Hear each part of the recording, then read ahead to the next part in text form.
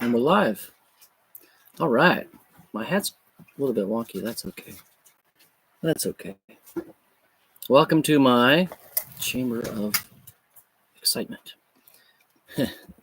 This is Polyhard here, and it is, let's see, what day is it? It is noon on Sunday, January 26th, as my wife is making popcorn. Hi. I love my wife. She's wonderful. And it's good to have a wife that you can adore and who adores you as well. So I'm going to go ahead, excuse me, adjust my shirt. My shirts, I'm wearing 1, 2, 3, 4 shirts and a sweater. And reading from the upcoming book that I've been working on for a while. How long has it been? And how long have I been working on this book? 9 months? 9 months. Wow. So 9 months I've been working on this book, and it's going to be a good book. I've usually, in the course of a 9-month period, I will have be 4 to 5 short story books or novella or a compilation or something to that effect. But we're working on this for 9 months. Excuse me. And it's been glorious. I have had a lot of learning that I have gone through. Just looking at the story, I'm going to read here real quick. What we've been working on, Kim Gillum, Brett Allen, and myself have been working on is creating at the end of each chapter action steps as well as understanding levels. So the levels of understanding for each story, we're going to get into. Everything has 4 levels of understanding: stupidity, ignorance, knowledge, and wisdom. And so after that, we have action steps: start, stop, and continue. So start doing something, stop doing something else, continue doing something else. So inside of, let me look at the one I'm working on here. Inside of chapter V2, talking about signs and how things lie to you when you read them, etc., lying signs. We have all 4 of the wisdom steps: stupidity, ignorance, knowledge, and wisdom. And some people say, well, stupidity secondly. But I'm thinking, well, really, you're stupid first, and then you're ignorant. So once you get over that stupidity, then you're ignorant. So I put stupidity first. We're going to be reading from V3, Arthur and Jonah. And it doesn't really translate well to people who they hear V3 or L2 or whatever. But we've put the chapters into Roy G. Biv. So Roy G. Biv is red, orange, yellow, and then that's Roy, and then G for green. BIV is blue, indigo, and violet. So that's the colors of the rainbow. Really, it's talking about the 7 steps, or the 7. Put Y 5. The 7 parts of the Ruach HaKodesh. The 7 parts of the Ruach HaKodesh are the spirits, and we're talking about in the book of Isaiah as well as the book of Revelation. The spirits of the Ruach HaKodesh, the Holy Spirit, as Protestants would say, the Holy Spirit, but it's really 7 spirits. In this book, you can read it through the whole thing, or you can read it by part. So red is the spirit of Yahweh. R stands for read, repeat, remember. So it's talking about God first. And I wanted to put God first in the book because he is first. Orange is the spirit of wisdom, and that's the O, orange. O stands for others over outcome. Spirit of wisdom, how you can put others above yourself, be more productive. Yellow is the spirit of understanding. Y stands for, yellow stands for yield yesterday's you. So it's about spirit of understanding how you have become from the past and how you were stupid. Now you've gained that stupidity and turned it as a lesson into knowledge and wisdom. Green is the spirit of strategy or might or will. G stands for green, stands for getting greater goals. So strategy, will, how to get a better strategy for your life, how to put something forward that you can spend your time on instead of putting your time into useless activities. Blue, on the Roy G. Biv, blue is the spirit of willpower. B stands for belief begets behavior. So willpower is putting the things that you forcefully want to do first and having the ability to do that. So it's really about habits and what you can do in your own life to create better habits and stop doing other things. Indigo is I. I is investment outcomes. I is the spirit of knowledge. V, violet, spirit of honor. V stands for victorious, vocation, velocity. So we have pretty much all the parts of you in your family, in your income, in your legacy, your just the people around you. What everything really comes down to is who you are in this world. We know that Yeshua said the first greatest commandment is love the Lord your God with all your heart, strength, and mind. Second is love your neighbor as yourself. Hello, Pamela. How are you? And so we have these two greatest commands. We talked about the greatest commandments, and then he says, really, all of the law and the prophets. And so we know that red, and same again, I believe it's important. Yellow, yield yesterday's you. Green, getting greater goals. B, belief begets behavior. I, invent investment outcomes. And V, victorious vocation velocity. So I'm going to go to the story that I've written. The third story inside of V, it's at the end of the book. But however, you can read this book. You can say, I want to read this part, and then I want to skip to vocation velocity. So I want to skip to my end legacy, or I want to read the orange part first and then skip to yellow. You can do that. Each of the 7 parts has 10 chapters, so that's 70 total essays. And each essay has a call to action at the end, the action steps, as well as the 4 levels of understanding, which is great. So, excuse me one more time. I'm going to clear my throat, and I don't know if this works or not. If I turn this off, no. My button is broken, so hold on one second. That probably didn't do wonders for me. Sorry. I'm a little bit froggy. I've got my coffee in my beautiful Kahlua cup, and I'm not sure how many people. We got this free with the bottle, so we don't drink a lot, but every now and again we do drink. Which is interesting, as a Jew, we're commanded to drink on the high Sabbaths, the high feasts. So it's kind of funny. I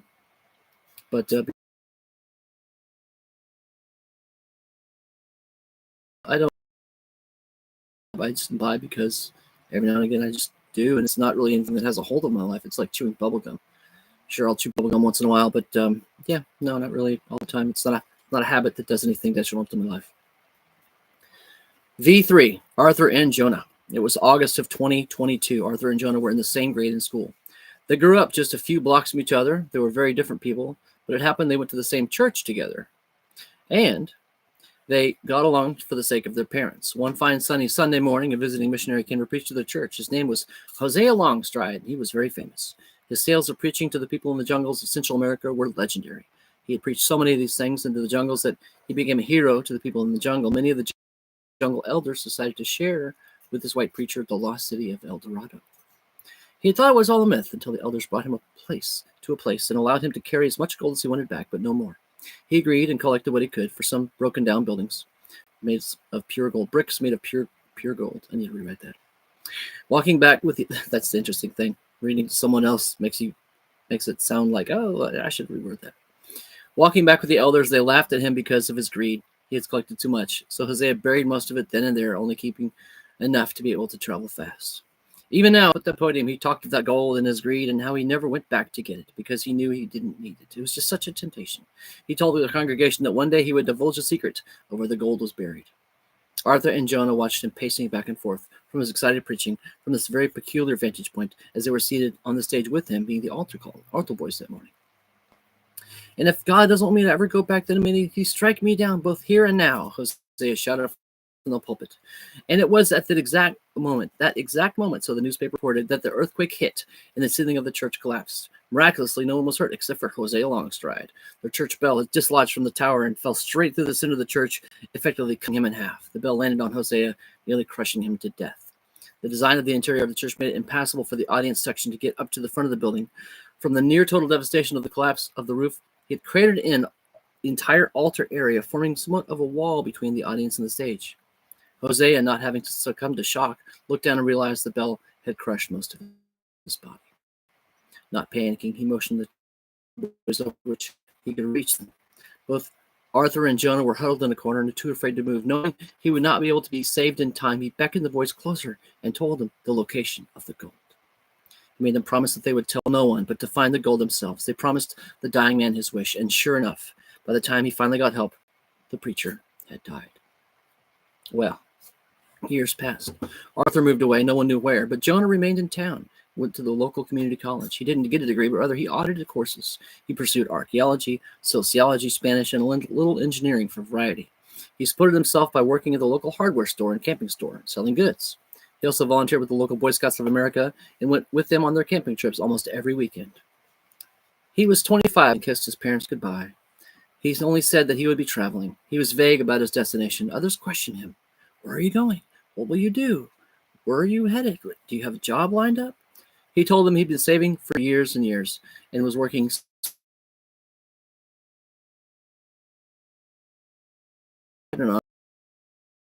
He would be fine. Wherever he went, he would be okay. 1 year passed, and Jonah arrived outside the local village of the El Dorado Gold. His team of guides he had befriended and hired were former tribesmen of the locals. The guides had been 3 or 4 generations removed from the tribal connection. It's unstable. I'm trying to resync. I'm resyncing. Oh no. I've resynced. I'm sorry that happened to you. I'll read from the part here. 1 year passed, and Jonah arrived at the local village outside of El Dorado, whatever. His team of guides he had befriended and hired were from some local tribesmen from the locals. The guides had been 3 or 4 generations removed from the tribal life, but they were still the grandfather in common, and the local village let them stay. Arthur traded in the guides with t-shirts and backpacks, and 1 pair of Converse All-Stars for their labor. The villagers had so many questions. Why was Jonah there? What was his purpose in seeking the El Dorado? Did he know about the other white man who had come? What other white man? He asked. They took him outside the village to a small clearing where there was a cluster of loose rocks around a tree. Many decorations hung in the trees around it. They had thought the man had been an angel or a demon sent by God. He had the sickness, the villagers told the guides. Here we pray for his soul.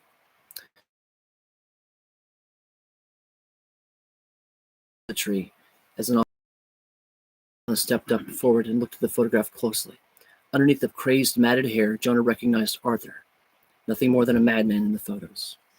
Though they were the same age, Arthur looked haggard, 50 years old, not the young man he had been. The sickness killed him here. This is where we buried him, the locals told Jonah. Jonah picked up the photos off the tree. It was a picture of Arthur standing in front of a shiny metal pyramid. Around 2 years later, Jonah's parents received 2 plane tickets to come to visit him. It was in Uvita, Costa Rica, on the Oso Peninsula. He had purchased a rundown hotel and was restoring it. When they arrived, it was more magnificent than they could ever imagine, and he greeted them with warm hugs.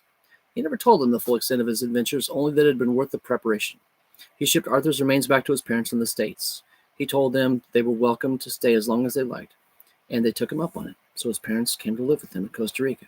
In the foyer of the hotel hung a single photo, seemingly out of place with the rest of the resort vibe. It was a photo of the 2 young boys, altar boys, in a large church. Thus ends the story of Arthur and Jonah. Well, what lessons can we take away from this? Let me challenge you to find them.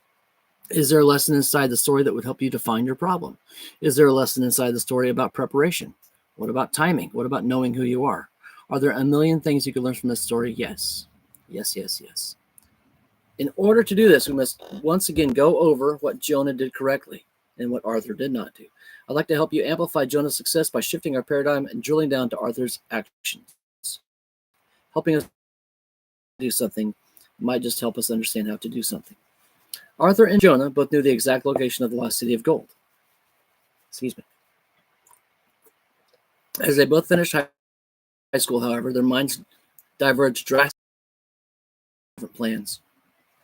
Arthur, long ago, had been champing at the bit to get out of there and go seize the gold. Nothing else mattered but the end goal. At 16, he ran away from home and found himself deep in the heart of Texas trying to get across the border of Mexico. It was rough, and he had to break many more compass rules and lines he had set in his heart too many times to count, but eventually he was in Acapulco, grifting tourists, where he met a Frenchman who was headed to Costa Rica on his yacht. Arthur couldn't speak a lick of French, let alone Spanish, but those things seemed to be looking just a little up for him at the time, so he begged the man to hire him and work on his boat when they got there. Just one chance, Arthur had pleaded. The man agreed, and Arthur was on his way. But things went south before they went south. The man was evil, and Arthur's worst moments in the Guadalajara seemed like sunshine and roses compared to this. Arthur, tied below the stern deck, mostly slept, but when he wasn't being abused. Finally, outside Panama, he broke free when the boat was inspected. Arthur was held by the Panamanian authorities for questioning, but eventually escaped. Another year went by before he was in the Costa Rica wilderness, the area told to him by the old preacher. He was so close. His battle with malaria was ongoing, but once he reached the goal, everything would be fine. His leg was still broken from the jaguar attack. He had been forced to jump off a cliff to avoid being mauled, but he was almost there. He was almost there. He was almost dead, but he was almost there. Thus ends the story of Arthur and Jonah. Again, the second story about becoming the right person in the journey, or is the moral about literally looking before you leap, or figuratively? Whatever you want to do in life, even if you know exactly what the goal is, how you get there is usually and often more important than the knowledge of what will be when you arrive. More importantly, and most overlooked, what will it be when you be? What will the goal become when you've matured and grown into the person who is able to get to that place? Will you even want that same goal? Sure, it's a mountain of gold. Yes, obviously. But more often than not, the goal will change as you change.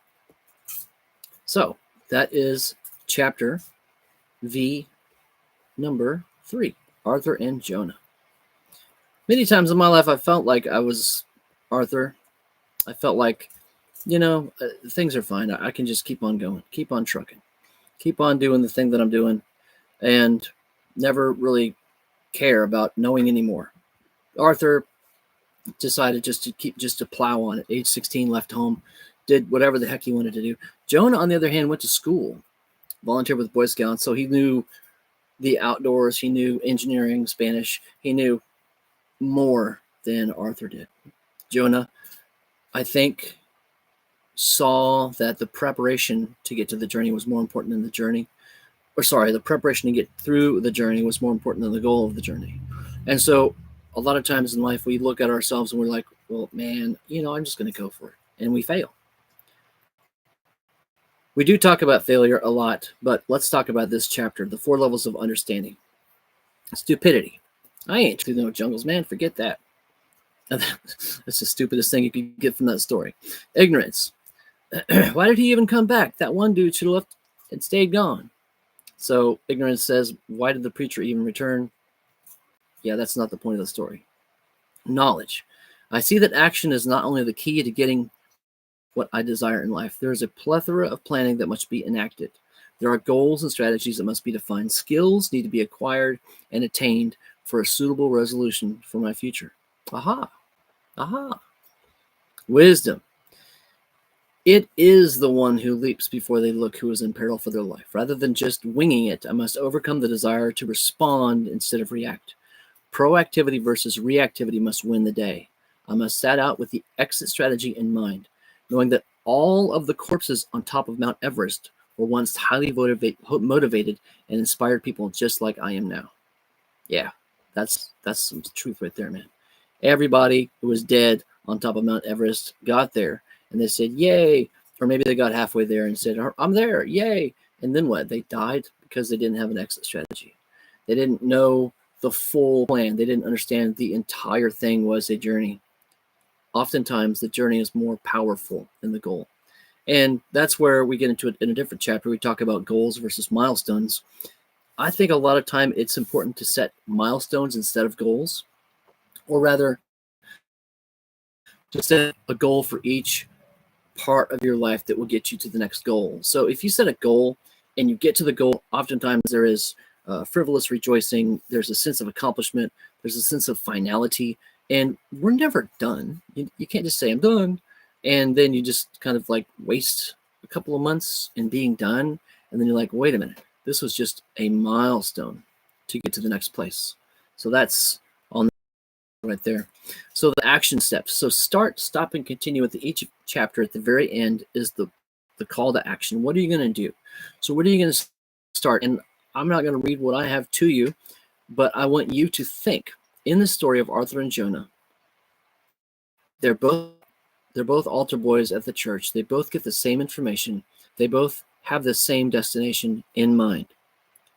What should we start? What should we start? Do we act like Jonah and go to school and get the skills, or do we act like Arthur and just start going for it? Start getting more skills, getting more prepared, getting the things that we need.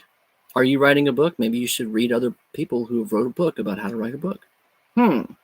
Maybe if you're doing a transcribing or translating, maybe different types of translations. Maybe you need to come back and focus yourself on the small part of you, the thing that really isn't well defined yet. Like, I'm lacking in this certain area. So I do have another part of this book that talks about how to practice your best skills in public and how to hone your worst skills in private. And I think that's very important. Like, I'm not going to sit here and try to speak French to you because my grasp on the French language is un point. It's so small, but I could speak a little bit of Russian or Spanish, and that would be a little bit more fruitful because I'm stronger in those. We don't need to. However, well, that's my neighbor's truck. Yana Gavru. Sorry, ya Gavru chuchu po-ruski. I speak a little Russian. So, y hablo pequeño español. And I speak a little Spanish, but that doesn't mean that I'm going to like get out there and try to hold a full conversation on a YouTube channel in Spanish or Russian. No thanks. So these are my weak skills, right? But by being in public with a skill of reading stories, I'm pretty good at that. I'm okay. I'm getting better. I'm actually better at being on the fly, winging it, than I am reading my own stuff, which is strange. So the combination of writer and speaker, sometimes the best speakers are poor writers, and the poor writers are good speakers. And I think I'm gaining more momentum in that area. So that's what we should start. We should start working on the things that we are poor at. So what should we stop? What should we stop? So start, stop, continue. What should we stop? We should stop jumping and leaping before we look. We should stop following our peers. Like, if all your friends jumped out of a cliff, would you jump off a cliff too? Probably. I mean, for a lot of us, yes. A lot of us would jump off a cliff because my friends did it. Why can't I do it? I think that's important for us to know what we should stop doing. We should stop being nincompoops in our own lives. If we have been trucking down a road and we realize there's no fruit at the end of that road, and working on your weak parts. We have a warning again that we are unstable. Connection is resyncing. I'm so sorry this happened to you. I'm looking at my internet connectivity, and I'm on my phone. Yeah, I've got low bars. 2 bars. So maybe I should just record these and then upload them later. Oh, such a sad day for me. So yeah, that's chapter V3, and that's Arthur and Jonah, and that's today's reading. Just at the end here, I'm going to go through and talk about the steps again. I'm going to read to you what V is. Victorious vocation velocity. V is a spirit of honor, reverence, or archaically fear. It's not a bad thing to have fear of a tornado or a snake. Rational fear is a good thing. It's healthy knowing that the thing will and can hurt you should you allow it. It's not anxiety. That's irrational fear of something that could happen, but most likely won't happen, right? So anxious and just like you put all your fears like, oh no, a lion in the streets, I better not go to work today. Fear is anticipation of the awesome. Anxiety is a projection of instability. Most importantly, for this book is the idea that violet means victorious vocation velocity, not our job, but what is our true calling, our destiny, our legacy, right? What is it we're supposed to be doing, not what we're doing currently? The honor we leave behind will bear our name. Is it your children? Is it your job? Are you going to write a book? The more we are revered towards those who call out to God will be with us, the closer we get to the mark of those who are worthy to be called as children. So that's the end of this presentation. I hope it's been a good one. I hope you are blessed, and I hope your day is wonderful. Remember, if you would like to go to find this book, you can find it on paulyhart.com. That's PAULYHART.com, and it's going to come out soon. Let go of being stupid and gain wisdom to change your future. This has been the 3rd iteration, and I hope you are blessed. Have a great day. Goodbye.